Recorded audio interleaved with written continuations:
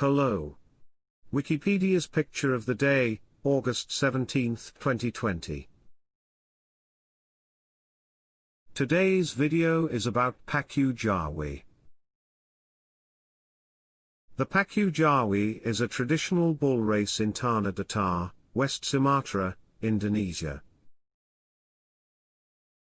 In the race, a jockey stands holding onto a pair of loosely tied bulls while the bulls run across a muddy track in a rice field.